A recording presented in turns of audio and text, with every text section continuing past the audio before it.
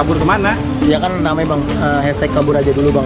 Ya, kalau mau merantau itu bagus loh. Kalau mau merantau, tapi ingat kalau mau merantau ke luar negeri harus punya skill, ya.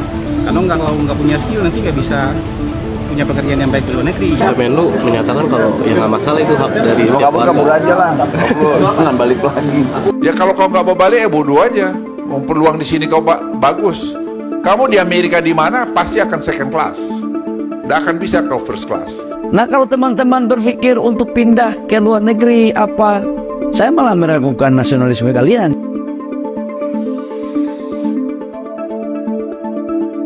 Jadi baru-baru ini media sosial dihebohkan dengan hashtag kabur aja dulu yang banyak dikeluarkan netizen di media sosial.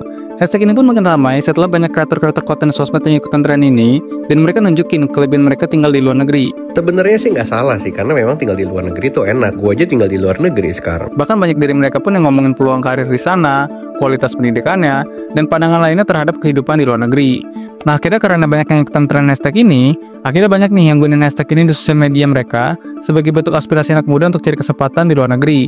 Sebenarnya awal mula tren ini muncul, itu jadi bentuk kritik dari generasi muda Indonesia terhadap kondisi sosial, ekonomi, dan juga kondisi politik di dalam negeri. Jadi muncul hashtag ini, itu dikarenakan banyak rakyat itu merasa kecewa sama pemerintah di zaman sekarang. Dan kekecewaan ini pun muncul dari banyak hal, mulai dari efisiensi anggaran, lowongan kerja makin sulit, biaya pendidikan makin mahal, dan kebijakan lainnya yang dibuat sama pemerintah. Akhirnya mereka merasa kecewa dengan kebijakan pemerintah, mereka mengeluarkan hashtag tersebut untuk nunjukin kalau mereka tuh kecewa sama negara ini dan lebih baik pindah ke negara luar yang menurut mereka tuh bisa lebih enak. Sebenarnya gue rasa hashtag ini tuh kayak bentuk frustasi masyarakat ya, bukan kayak ajak untuk rame-rame ninggalin negara ini tapi nggak ada persiapan apapun. Karena kasarnya hashtag ini tuh kayak bentuk kecaman rakyat kepada pemerintah, supaya pemerintah itu berbenah diri apa salah dari diri mereka sampai banyak rakyat itu mau pergi ke luar negeri. Walaupun ya nggak mungkin juga kan semuanya itu migrasi secara bersamaan. Nah tapi sayangnya pemerintah kita tuh masih kurang bijak nih nanggapin fenomena ini, seolah kritik itu bentuk dari masyarakat yang udah nggak cinta sama tanah air. Bahkan beberapa respon dari pemerintah pun dinilai nggak bijak dalam menanggapi hashtag yang lagi rame ini, karena bukan yang berbenah diri, justru malah nyalain balik. Menurut gue pemerintah di sini salah juga sebenarnya, karena cinta tanah air itu nggak mesti tinggal dan selalu menetap di dalam negeri, karena siapapun itu berhak cari kesempatan di luar negara sendiri. Apalagi kalau memang kesempatan di dalam negeri ini ya dirasa cukup rendah gitu. Sebenarnya kalau lu sadar, banyak warga negara di dalam negeri kita tuh ngerasa kalau mereka tuh kayak nggak dihargain gitu. Misalnya nih, mereka kerja keras mati-matian, tapi minimum upahnya itu nggak seberapa. Alias kasarnya, kita tuh lakuin effort lebih keras untuk dapetin uang receh. Sebenarnya kalau upahnya rendah tapi biaya hidupnya juga rendah, ya jadinya imbang ya kan? Tapi masalahnya ini tuh adalah upahnya rendah, tapi harga kebutuhan segala macam malah makin tinggi. Bahkan biaya pendidikan aja, itu naiknya tinggi banget, yaitu 10-20% per tahun. Walaupun pada kenyataannya ya, banyak gitu yang jauh lebih tinggi daripada angka ini. Selain itu juga, kalau kita ngomongin keresahan masyarakat di negara kita dalam pekerjaan, standarisasi untuk dapat kerja di negara kita itu terkesan nggak masuk akal. Kayak minimal harus punya skill-skill tertentu yang paling nggak sesuai gitu sama job desk yang dikasih. Jadi udah masuk kerja susah, upahnya pun nggak seberapa. Sekarang gini deh, kalau kita lihat angka kenaikan upah minimum di tahun 2025 aja, itu naiknya cuma 6,5%. Sedangkan kalau kita bandingin sama biaya kebutuhan hidup, itu naiknya jauh lebih tinggi di atas kenaikan upah itu tadi. Memang benar kalau kita lihat data inflasi dari pemerintah, itu nilainya kecil banget. Tapi kan harga kenyataannya beda gitu sama data yang dikasih sama pemerintah. Nah akhirnya, karena melihat segala tantangan dan kekurangan dari kejar karir di Indonesia, gak sedikit nih orang yang mikir tuh cari kerja di luar negeri. Karena kalau kita bandingin sama peluang karir di luar negeri, sebenarnya ada beberapa hal yang bisa kita pertimbangin. Pertama nih, kalau kita ngomongin kerjaan, hal utama pasti adalah gajinya. Kalau gue bandingin sama negara Jepang yang jadi banyak pilihan warga Indonesia, rata-rata upah pekerja di Jepang itu sekitar 515.000 yen atau sekitar 50 juta rupiah per bulan. Sedangkan kalau kita bandingin sama upah minimum di Indonesia, paling tingginya aja cuma sekitar 5-6 juta rupiah. Bahkan kalau kita tarik lagi secara menyeluruh, rata-rata upah pekerja di Indonesia itu cuma 3 juta rupiah per bulan. Jelas, kalau kita melihat dari jumlah gaji yang didapat, negara kita tuh masih tergolong rendah, apalagi kalau dibandingin sama negara-negara yang lain. Tapi kalau kita ngomongin gaji pekerja, nggak adil nih kalau kita nggak ngomongin biaya kehidupan, karena keduanya itu ya pasti nyambung gitu.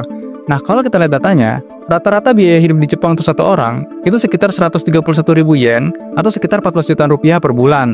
Yang berarti dengan rata-rata penghasilan 50 juta rupiah per bulan, itu cuma butuh belasan juta rupiah untuk hidup di sana. Tapi tentu angka ini masih sempit banget ya, karena gue nggak ngitung faktor-faktor lain di luar dari nominal yang ada. Nah setelah kita ngomongin enak ya, sekarang kita harus tahu juga nih, apa sih gak enaknya kerja di luar negeri? Karena kalau kita ngomongin kerja di luar negeri, itu nggak bisa, kita cuma fokus ke gaji dan biaya hidup doang. Karena faktor lain juga harus kita pertimbangin, misalnya kayak jam kerja, kesejahteraan pekerja, budaya kerja di sana, dan bahkan kualitas hidup secara keseluruhan. Misalnya di Jepang deh, walaupun gajinya kelihatan gede, kita juga sadar kalau budaya kerjanya itu terkenal keras. di mana banyak perusahaan yang masih punya jam kerja panjang, suka lembur, dan tekanan kerja juga bisa lebih tinggi dibandingkan di Indonesia. Bahkan, di Jepang tuh ada istilah yang namanya karoshi, yang artinya tuh kematian karena kerja berlebihan. Jadi ya, walaupun duitnya besar, tapi kalau kita nggak bisa adaptasi sama budaya kerja di sana, bisa jadi kita malah nggak betah gitu. Dan selain itu juga, kerja di luar negeri itu ya, lu berarti harus siap gitu, ninggalin orang-orang yang lu sayang di negara ini. Karena gimana pun, lu itu harus bisa adaptasi dengan budaya dan lingkungan baru yang ada di sana. Bahkan ya, di beberapa negara, kita juga harus siap nih untuk menerima kelakuan penduduk di sana yang meresahkan. Misalnya kayak rasis, pencurian, ataupun kelakuan lainnya yang meresahkan. Sebenarnya masyarakat di luar negeri itu pasti punya sifat atau kelakuan yang meresahkan juga gitu. Tapi ya, memang sifat mereka itu beda-beda. Makanya selain mengukur pekerjaan itu cuma dari gaji, ya kita juga harus pertimbangin budaya dan lingkungan di sana. Lagi pula, untuk kita tuh kabur atau pindah warga negara gitu ya, ke negara luar, itu nggak semudah yang kita bayangin. Karena tiap negara itu punya syarat tertentu untuk jadi warga negara di negaranya. Misalnya nih, kalau di Jerman, itu ada aturan di mana kita harus tinggal di sana atau jadi permanen resident selama 5 tahun dulu sesuai hukum yang berlaku untuk jadi salah satu syarat kita tuh naturalisasi di negara sana. Dan tentu, ini ditambah sama aturan-aturan yang lainnya. Atau misalnya Singapura gitu. Syarat untuk jadi warga negara Singapura, itu kita harus jadi permanen resident selama 2 tahun dan syarat-syarat yang lainnya. Jadi sebenarnya untuk pindah ke luar negeri itu nggak segampang yang kita kira cuma sekedar pindah gitu aja gitu. Tapi tiap negara itu punya aturan atau regulasi masing-masing. Sebenarnya fenomena dari kabur aja dulu sebagai kekecewaan terhadap pemerintah itu nggak cuma terjadi di Indonesia aja, tapi negara-negara lain pun pernah juga terjadi fenomena yang sama. Misalnya terjadi baru-baru ini di Amerika. Ketika kemarin ada pilpres di sana, sebagian warga negara itu udah mengecam kalau mereka bakal pindah ke Kanada kalau seandainya Trump itu yang menang pemilu. Tapi nyatanya walaupun Trump ini menang ya tetap aja gitu, nggak ada peningkatan signifikan dari populasi Amerika ke Kanada. Sebenarnya memang kecaman-kecaman seperti ini cenderung didasari sama emosi sesaat karena kecewa dengan suatu kebijakan atau suatu hal yang terjadi pada pemerintah. Makanya muncullah ancaman untuk rame-rame pindah ke luar negeri untuk jadi simbol bahwa mereka tuh kecewa sama pemerintah. Dan juga sebenarnya untuk nanggepin hal kayak gini, pemerintah tuh nggak harus nantangin balik atau pasrah gitu aja.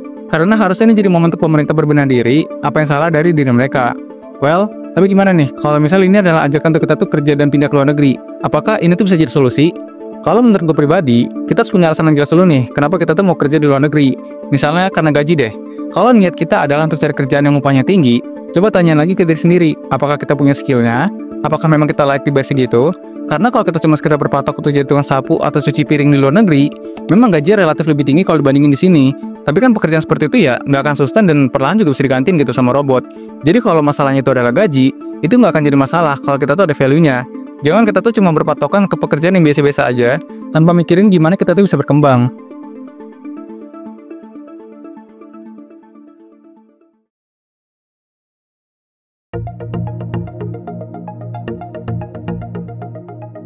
Sebenarnya entah di dalam negeri ataupun di luar negeri, itu ada peluangnya masing-masing. Karena terlepas dari segala macam drama politik dan sosial di negara kita, Indonesia juga punya banyak peluang yang bisa kita manfaatin.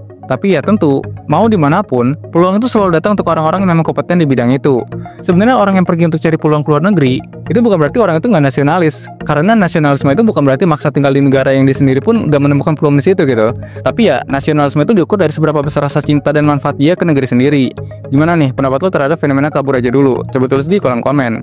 Well, sekian dulu pembahasan kali ini. Semoga bermanfaat dan sampai jumpa di segmen selanjutnya.